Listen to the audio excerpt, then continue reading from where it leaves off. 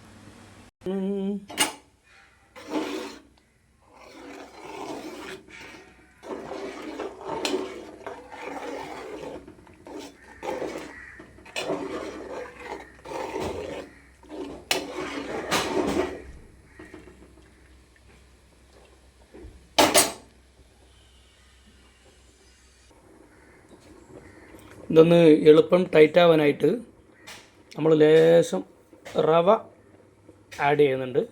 കൂടുതലൊന്നും ഇടാൻ പാടില്ല, കുറച്ച് ഇടാൻ പാടുള്ളൂ കേട്ടോ. കൂടുതലിട്ടാൽ നമ്മുടെ കേസരിയുടെ രസം പോവും. അതുപോലെ തന്നെ നമുക്കതിൽ കൂടുതലും സേമിയാണ് കണ്ടുകൊണ്ടിരിക്കേണ്ടത്.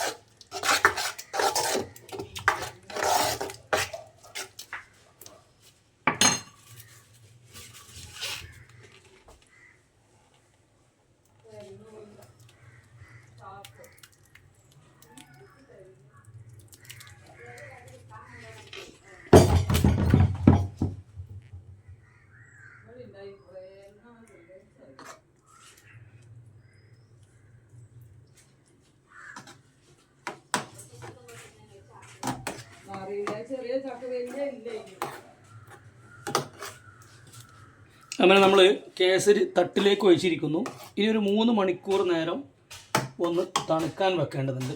അപ്പോഴേ ഇത് ഈ തട്ടിൽ നിന്ന് നമുക്ക് എടുത്ത് കട്ട് ചെയ്ത് പീസാക്കാൻ കഴിയുള്ളൂ. ഇപ്പം നേരത്തെ നിങ്ങൾ കണ്ട നിറങ്ങളെ നമ്മൾ ഒന്ന് മാറ്റി. ഇനി വെട്ടി വരുമ്പോൾ ഇത് 2 കളറിലാണ് വരിക. ഓക്കെ, അങ്ങനെ നമ്മുടെ കേസരി പാരുന്നതിന് മേക്കിംഗ് കഴിഞ്ഞിരിക്കുന്നു. പുതിയ വീഡിയോയുമായി അടുത്ത് തന്നെ വരിക. ചാനൽ ഒന്ന് സബ്സ്ക്രൈബ് ചെയ്യുക, ഒന്ന് ഫോളോ ചെയ്യുക.